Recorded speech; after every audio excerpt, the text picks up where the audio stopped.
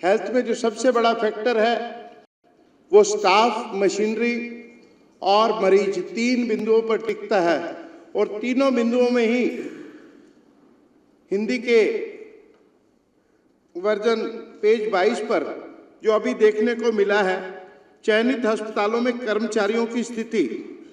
एक हॉस्पिटल में डॉक्टरों की जो भर्ती थी या डॉक्टरों की जो जरूरत थी, उसमें 50 से 74% के पद जो है वो रिक्त पाए गए हैं। और ये हॉस्पिटल है RGCH, Rajiv Gandhi hospital, super specialist hospital, जिसका सीधा सीधा नियंत्रण दिल्ली सरकार के अंतर्गत था।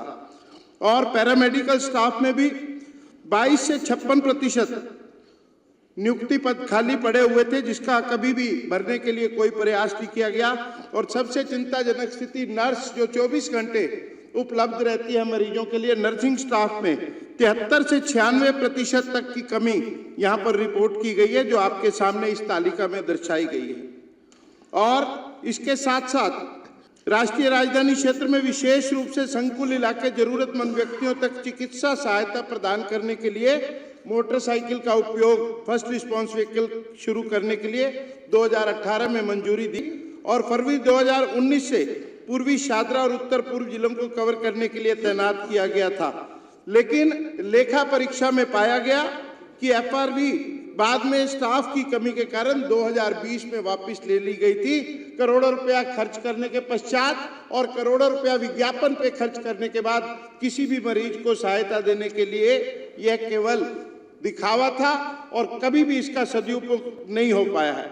अस्पतालों में एम्बुलेंस में शवग्रहण और एम्बुलेंस सेवाओं की उपलब्धता पर भी गहन और सघन इस पे टिप्पणियां की गई हैं, जो खतरनाक है।